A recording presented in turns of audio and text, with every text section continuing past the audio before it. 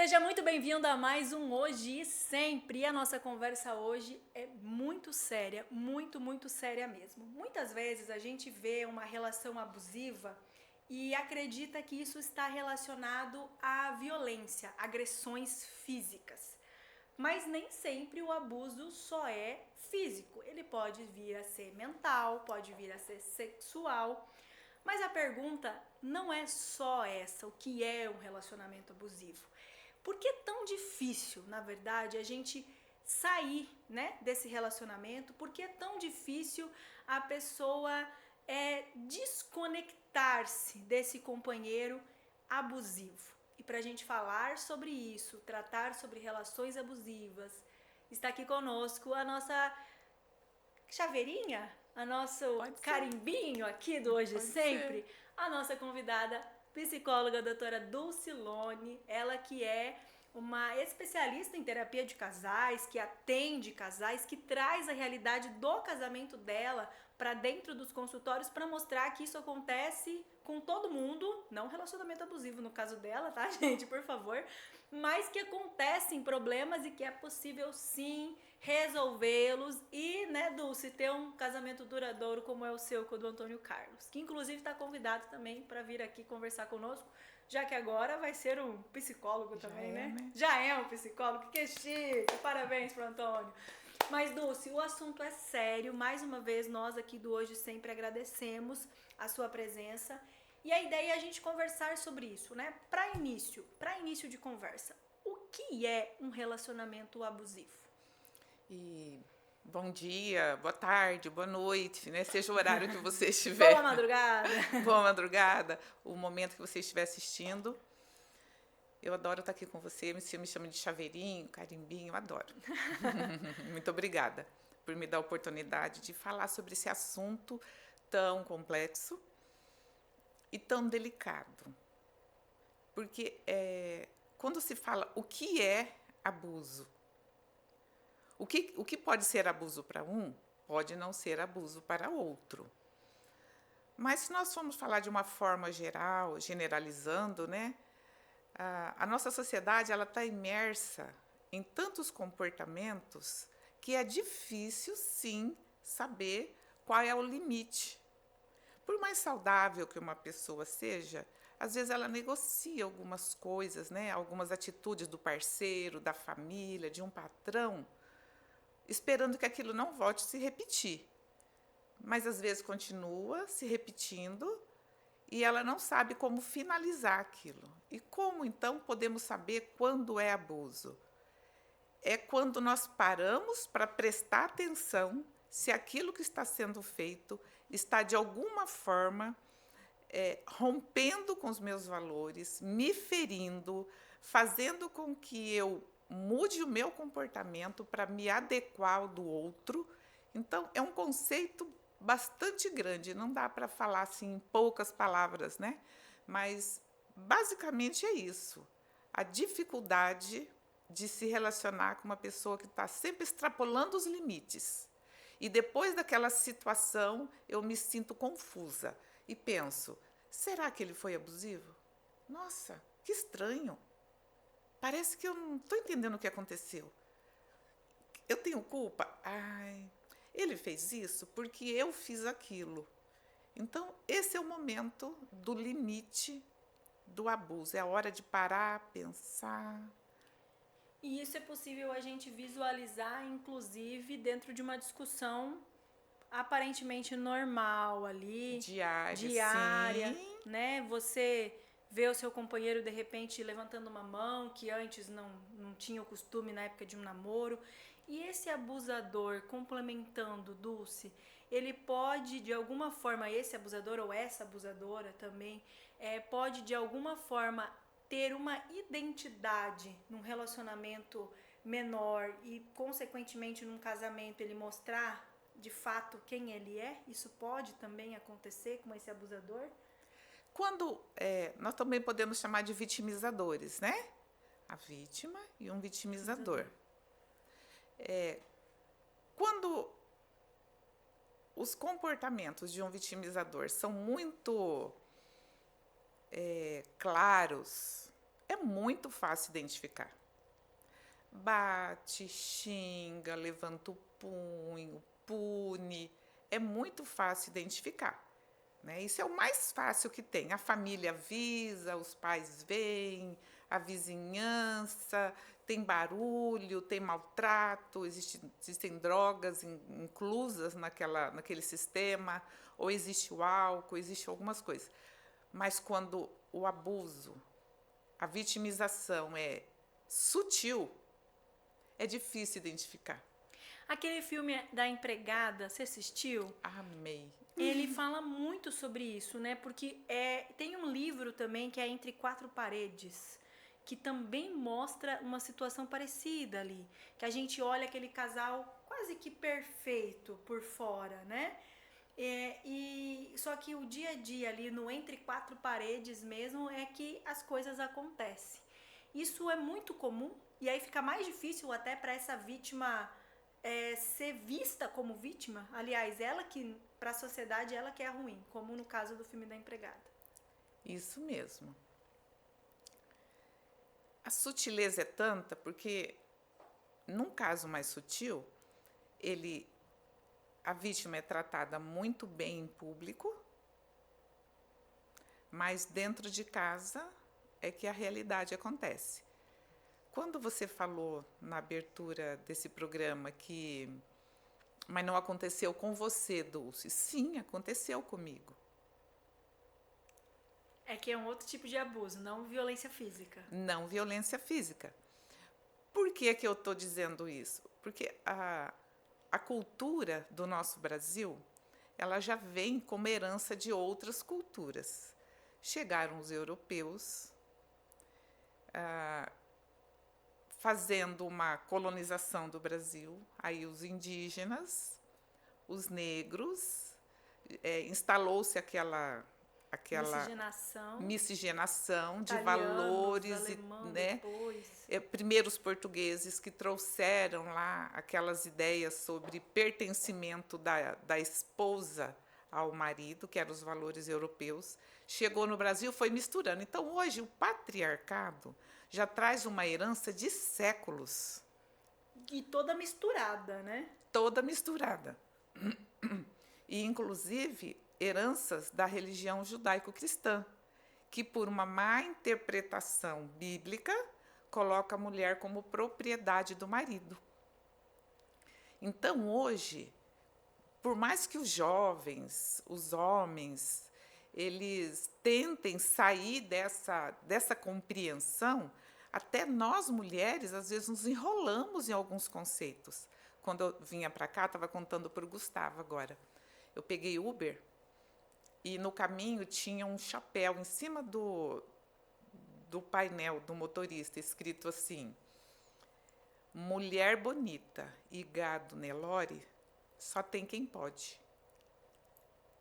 E eu achei bem a propósito, até pelo tema que a gente estaria falando hoje, né? Uhum. Então, você entende que o homem se sente proprietário da mulher, proprietário. Eu quero sair com uma mulher bonita para que todos vejam como a minha mulher é bonita, a minha, né? Ou não para que as pessoas vejam como eu tenho uma parceira bonita, né? Como nós somos um casal bonito. Então, está tudo muito intrínseco. E como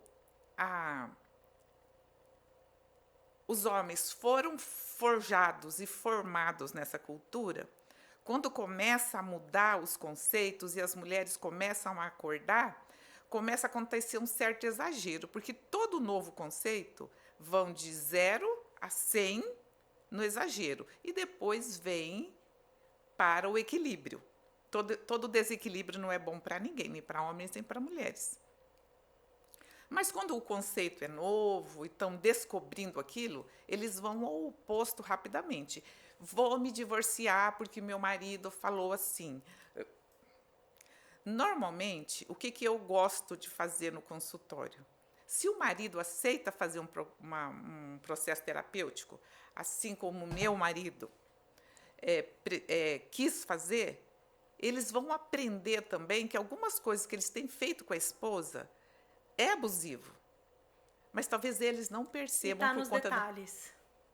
E tá nos detalhes esse abuso. Está nos detalhes. Está no detalhe de punição, quando não há sexo.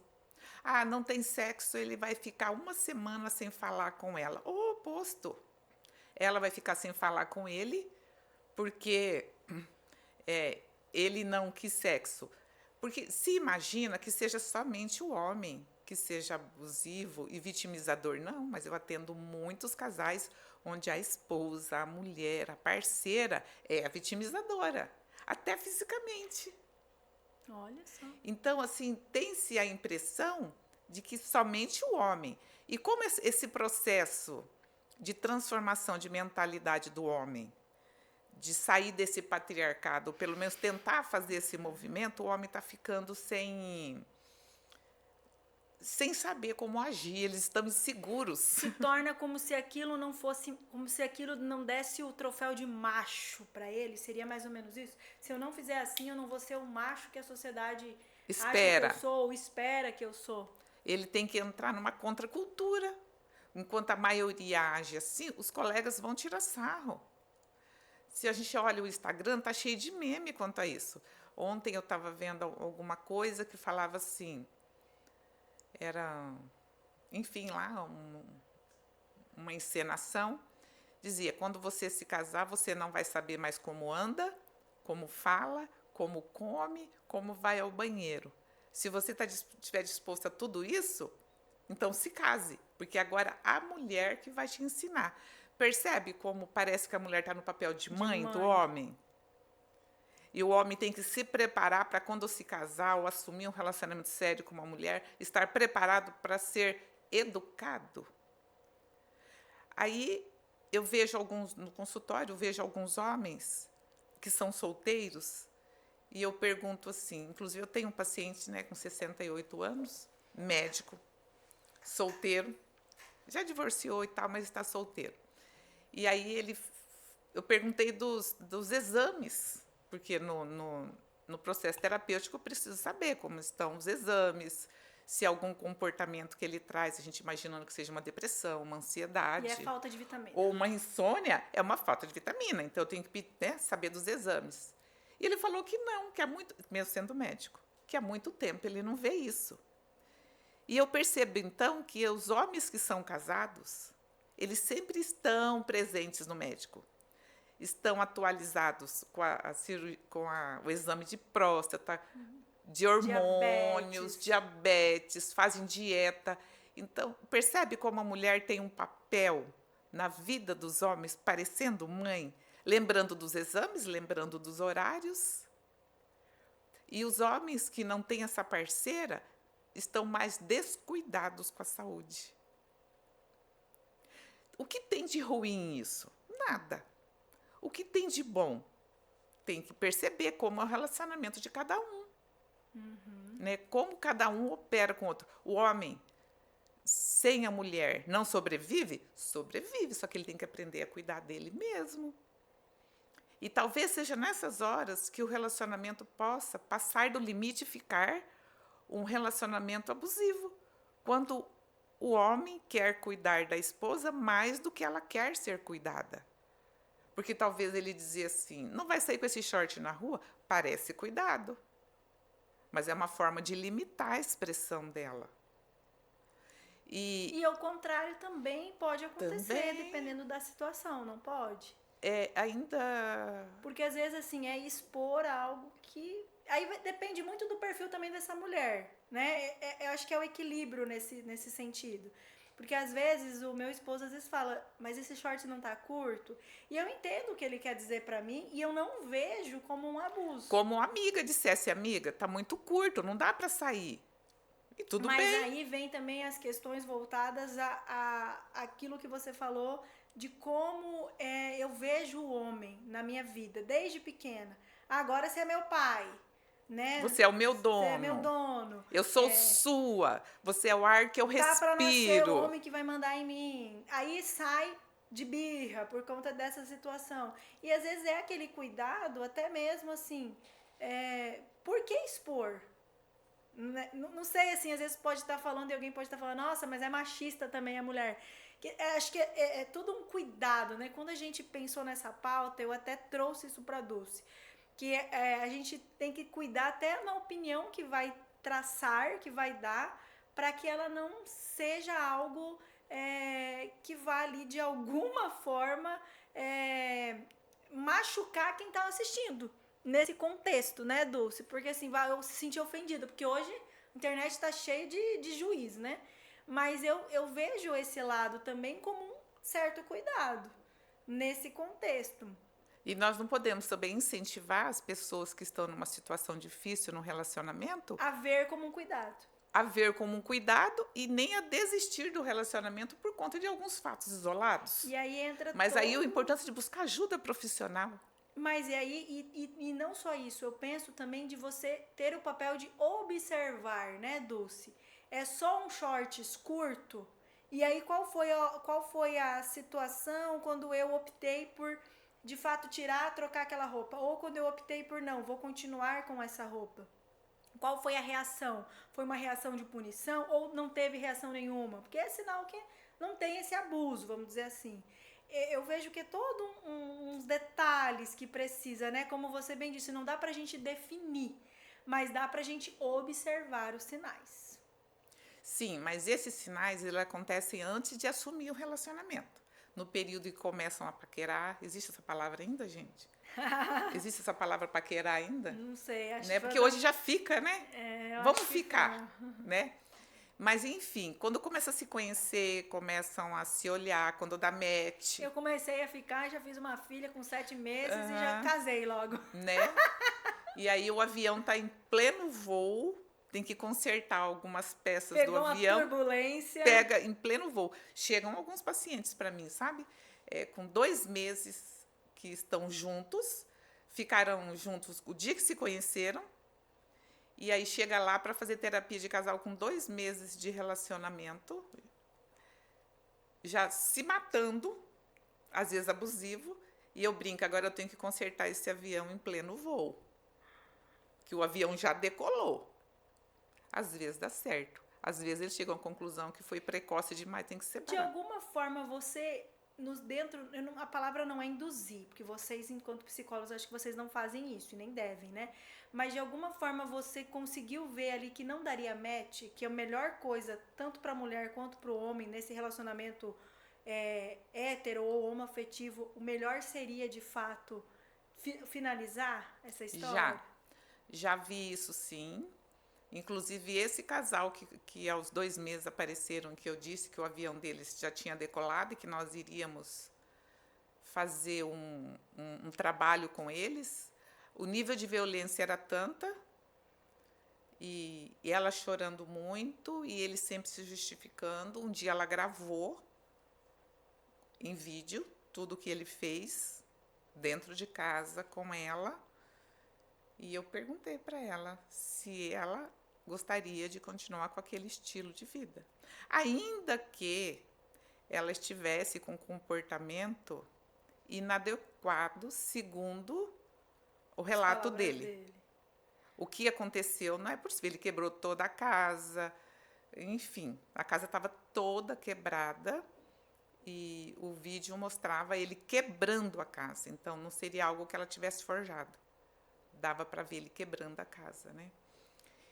E eu cheguei a ele, perguntei, né, quando os dois chegaram para a sessão, eu perguntei se aquela era a história que ela gostaria de viver. E perguntei para ele também. Falei, um rapaz, um casal, né? Eu falei, essa é a história que você quer viver? Os dois disseram não. E aí eu perguntei, então, a que conclusão vocês chegam? Ela falava que queria separar, ele que não. Mas depois ela conseguiu sair do relacionamento e perder muitos bens. Às vezes as pessoas não saem do relacionamento porque com 2 meses que estão morando juntos, que era esse caso, ele tinha investido muito na casa que era dela. Ele tinha colocado móveis planejados. Tudo. Móveis planejados, comprado TV, tinham trocado carro no nome dos dois. Deus, em 2 meses? Em 2 meses. Aí também é loucura, não é? Né? Mas assim, então muitas vezes não sai porque um dos dois tem muito a perder. E talvez alguém esteja nos ouvindo agora e fale, realmente, esse é o meu caso. Eu, eu já investi muito, nós temos uma empresa junto. Mas sabe, Júlia, outro dia eu falei para um outro casal também, eu falei, a nossa paz não tem preço. Às vezes nós vamos ter que perder para ganhar. Porque toda separação vai gerar perda. Perda de sonhos, perda de expectativas, perda de finanças. Muitas perdas, além de emocionais, financeiras, Financeiras, né? talvez de convívio dos filhos. Ninguém sai de um relacionamento feliz, nenhum dos dois. Quem decidiu e quem tem que se submeter a isso. Mas às vezes é preciso por conta das perdas psicológicas que estão acontecendo. Então existe um preço a pagar. Algumas pessoas querem sair do casamento. E uma das perguntas que eu faço em sessão é o seguinte: dá trabalho ser casado? Certo, Júlia? Dá muito. Muito trabalho. Mas dá trabalho ser solteiro? Também. Muito trabalho. E se você é um casado que vai separar com filhos, com finanças, como você bem disse, eu acho que o trabalho é dobrado, né? Então, dá trabalho ser solteiro e dá trabalho ser casado. Que tipo de trabalho você quer enfrentar? Eu pergunto. Ai, Dulce, eu gostaria de enfrentar o trabalho casado. Então, vamos convidar o seu parceiro para vir para a terapia? Vamos ver que tipo de mudanças ele consegue fazer para o seu casamento ser resgatado? Você acha que ainda dá tempo? Aí a pessoa diz sim ou não. Ah, não, Dulce, não dá mais. Ok, então você prefere então ter o trabalho de estar solteira. Porque a vida é toda feita de escolhas. Só que para chegar a essa escolha, existem ali crenças, educação, herança de infância, herança dos antepassados.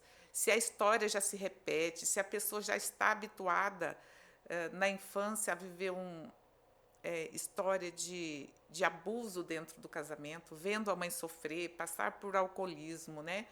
Se algum deles era alcoolista. Então, existe toda uma herança. E aí, quando chega na hora daquela pessoa fazer escolhas, talvez a sua história de vida grite no ouvido dela: não, você não pode passar pelo que... Você não pode fazer seus filhos passarem pelo que você já passou.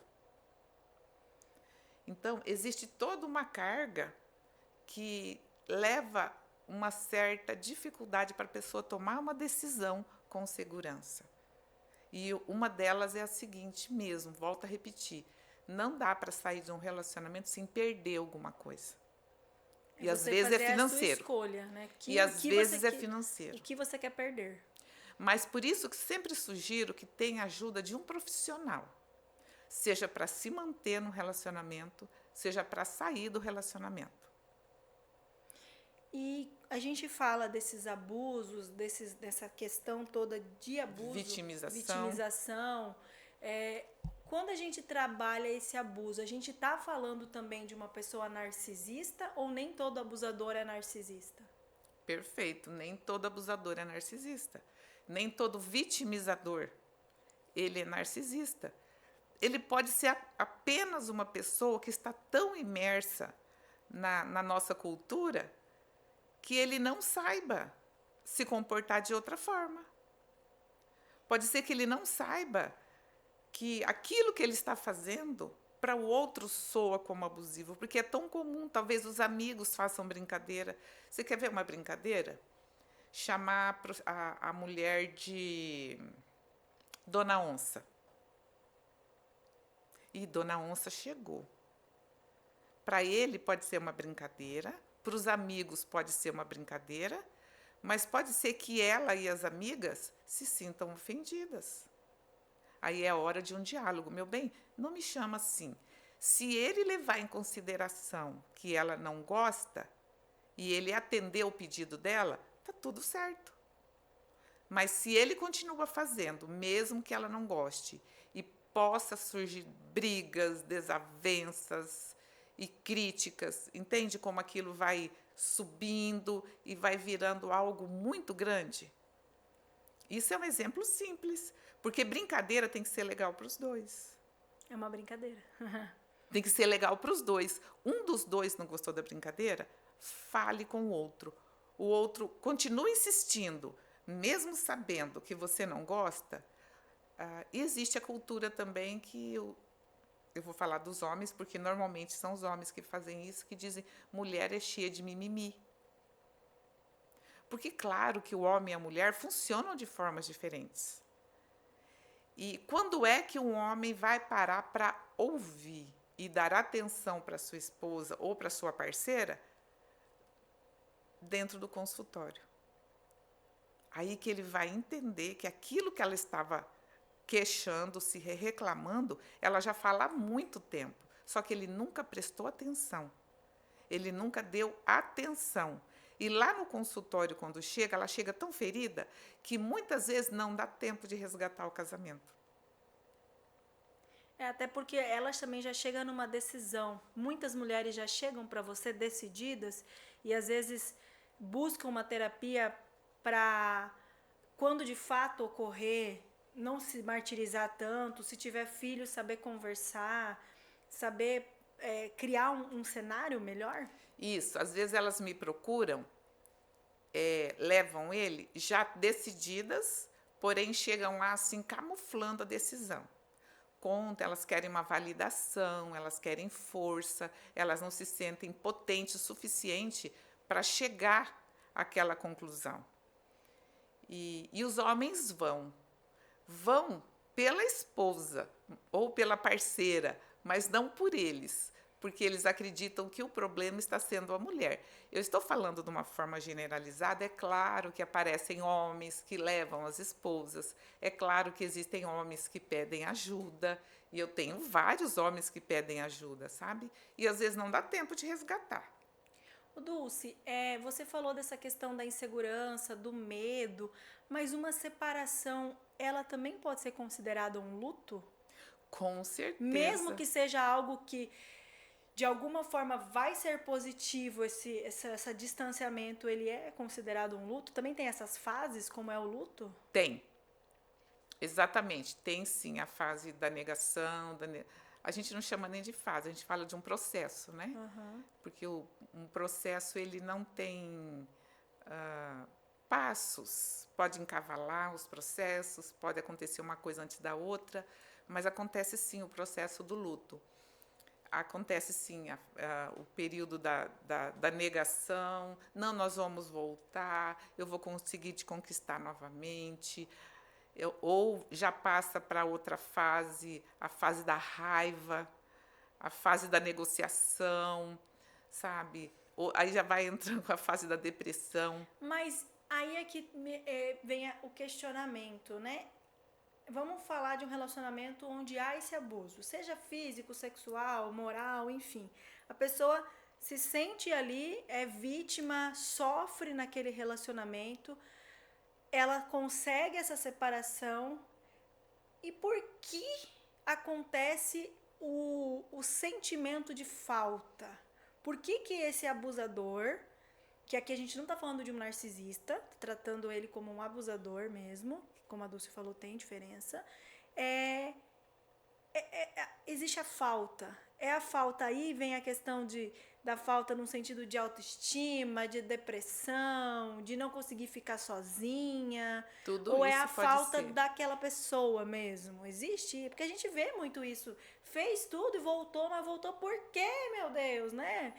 Vem esses questionamentos. Pode ser por tudo isso, sabe? Nós temos que olhar para essa pessoa que está tentando sair dessa situação de vitimização com bastante empatia e amor. Porque cada Sem uma... julgamentos. Porque quando eu atendo, eu fico empática. Aí algumas pessoas falam, essa psicóloga é louca. Mas eu fico empática com o vitimizador. E fico empática com o vitimizado. Porque aquele vitimizador, possivelmente, talvez, precise de tratamento também. Existem alguns grupos no Brasil que já tratam dos vitimizadores. São pessoas feridas, são pessoas, enfim, que precisam de ajuda. E a vítima, só que eu vou me dedicar mais ao vitimizado para que ele possa sair daquela situação. Mas pode ter certeza, os dois estão sofrendo. Só que um está sofrendo mais que o outro, né? O vitimizado, por que ele sente tanta falta?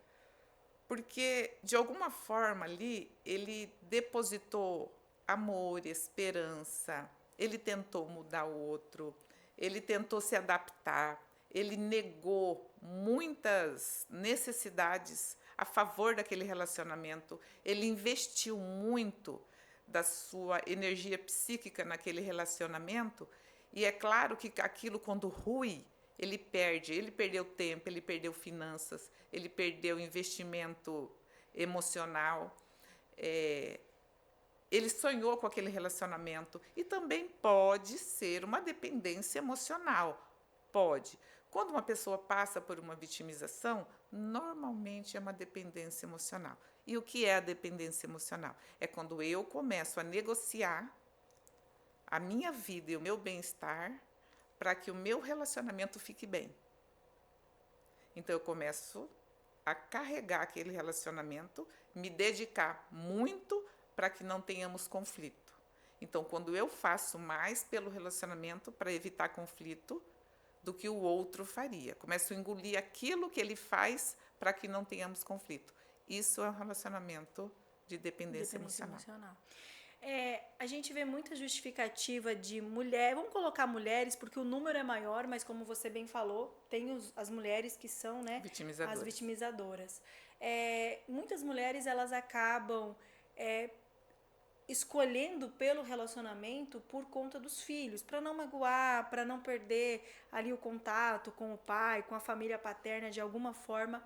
Mas até que ponto também, se essa criança vê, porque de alguma forma ela pode ser pequena hoje, mas ela vai crescer e vai começar a entender a manipulação do pai, o tratamento que é feito, ou talvez também não, né? Mas até que ponto para essa criança é positivo ou não esse casamento ser dado, essa continuidade, mesmo com esse sofrimento?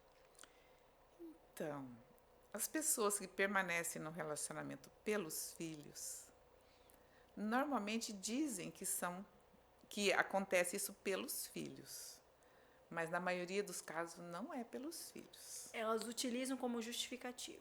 Talvez nem elas mesmas saibam o motivo que não é pelos filhos. Na grande maioria das vezes é por uma dependência emocional, uma dependência financeira. Elas têm a dependência financeira é real para algumas famílias, que aquele homem é o principal provedor daquela família, e ela não tem como ir,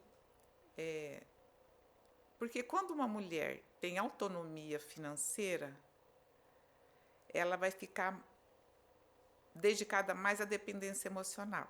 Então, ela tem mais facilidade de sair do relacionamento, porque a perda é emocional, mas ela dá conta de subsistir com os filhos sozinha. Né? Mas quando a dependência é emocional, financeira, aí fica muito pesado para ela dar conta de tudo aquilo.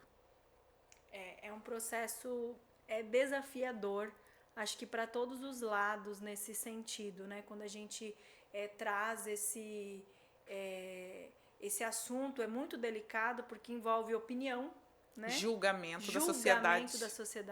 As outras mulheres julgam muito, muito. Às vezes até a própria falta de empatia entre mulheres, né? Nesse cenário. Hoje eu já não ouço mais isso, mas antes eu ouvia muito falar, ela gosta de apanhar. Eu ouvia isso, ela não sai desse relacionamento porque ela gosta de apanhar. Tanto é que hoje, né, já não tem mais nós não temos mais esse tipo de tanto na mídia essas músicas, mas antes lembram-se do Um Tapinha Não Dói? Pegarmos as músicas mais antigas, que ele matou por ciúme, né, essas músicas mais antigas. De viola, né? Música de viola tocada, né, assim, modão, né, que Dulce gosta de modão. Né, que ela matou por ciúme, ele matou por ciúme, ele não sei o quê. Então, até a própria mídia falava sobre isso.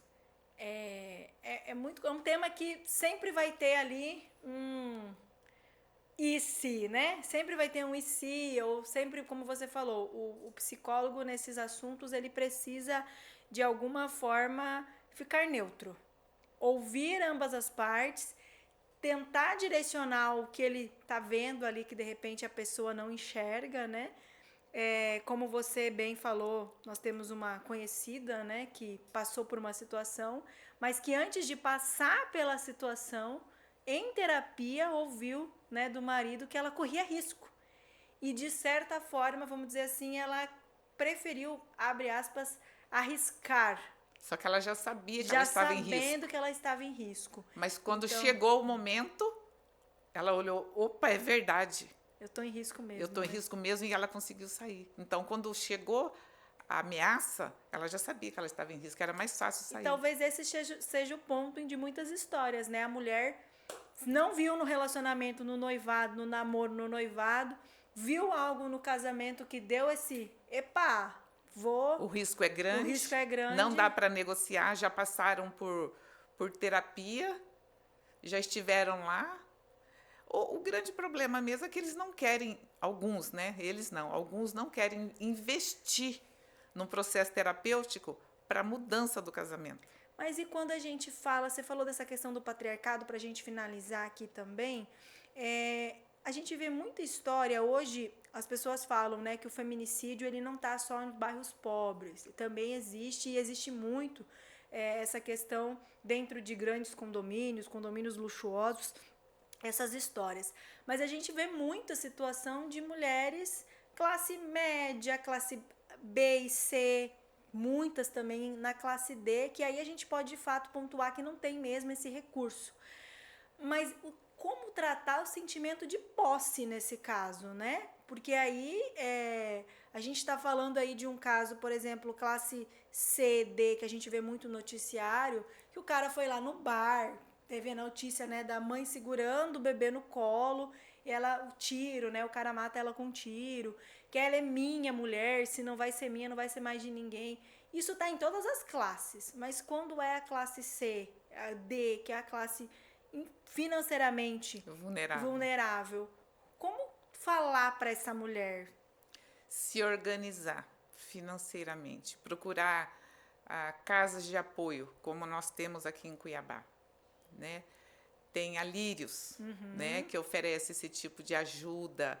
Tem a Delegacia da Mulher, medidas protetivas. Existem, sim, casas de apoio que acolhem a mulher.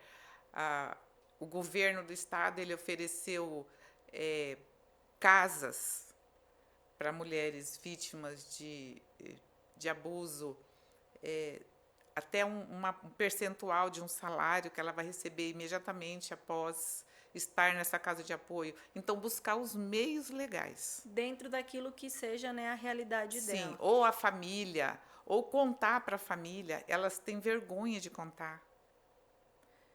E, às vezes, se estiverem inseridas numa comunidade de igreja, num contexto de igreja, as pessoas podem dizer, vamos orar, vamos suportar. Não, não suporta. Não suporta. Falou com ele, tentou pedir ajuda, tentou mudar, não deu certo, saia do relacionamento. Isso mesmo. O Dulce, para quem está nos assistindo, para a gente finalizar, eu queria que você deixasse uma mensagem. De repente, quem está nos assistindo é o vitimizador. É o cara que, às vezes, ali no inconsciente, nem sabe que é. E às vezes é a vítima, sim, que parou e viu essa entrevista e como um sinal, de repente, para ela, né? Deixa uma mensagem para esses dois lados da moeda aí. Além, obviamente, da terapia, que é algo extremamente importante, como você bem frisou. É difícil sair desse relacionamento, às vezes, tanto para a vítima quanto para o vitimizador também, como você bem disse. Mas qual seria o conselho da psicóloga Dulce, né? Se fosse numa sessão de terapia aqui, vamos dizer assim. Na sessão de terapia ouçam-se. O homem possa ouvir a mulher possa ouvir o homem. Prestar atenção. Se no caso de um casal homoafetivo, um ouça o outro. Preste atenção no que o outro está te dizendo, porque é muito fácil nós negligenciarmos o sentimento do outro. E o casamento, eu sempre falo isso para a Júlia e para os meus pacientes, eu digo que o casamento tem que ser um concurso de generosidades. O casamento tem que ser uma disputa de quem vai tratar o outro melhor. Porque se não for assim, não vale a pena estar casados. E o casamento, sim, dá muito trabalho, estar casado. Porque é tempo de entrega, tempo de disponibilidade de carinho. Se o casamento não estiver legal para os dois estarão mal.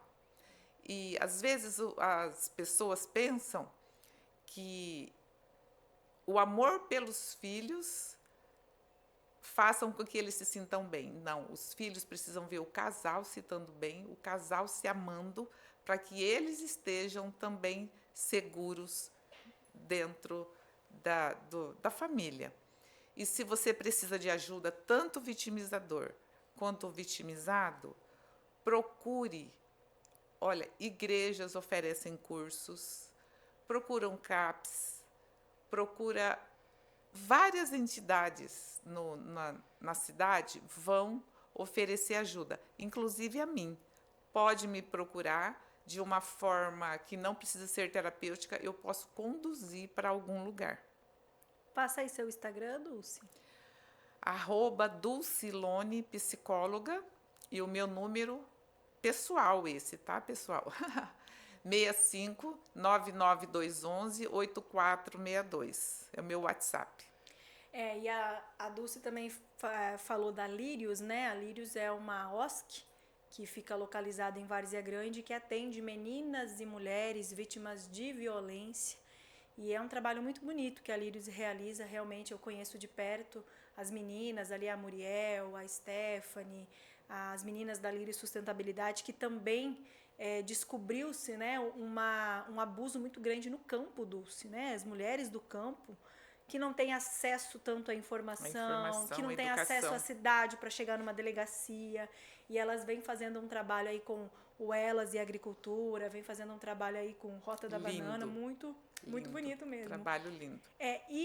Então, para você que é aqui de Cuiabá, Várzea Grande, precisando, em especial ali de Várzea Grande, pode procurar a Lírios, como a Dulce bem falou, e também outras instituições que prestam esse tipo de serviço, além, é claro, da Patrulha Maria da Penha e também a delegacia de um modo geral, aí que eu tenho certeza que todos vão contribuir para te ajudar você, os seus filhos, né? E tem algo que eu gostaria de falar, que eu faço atendimentos online também, para casais, até de outros países eu tenho atendido.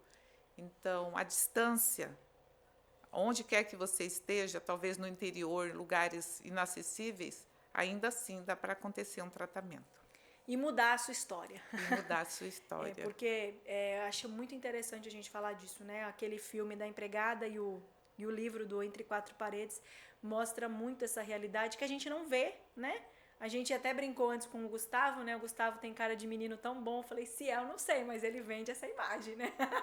Mas eu acho que ele é sim. Eu acho. Ele é um fofinho.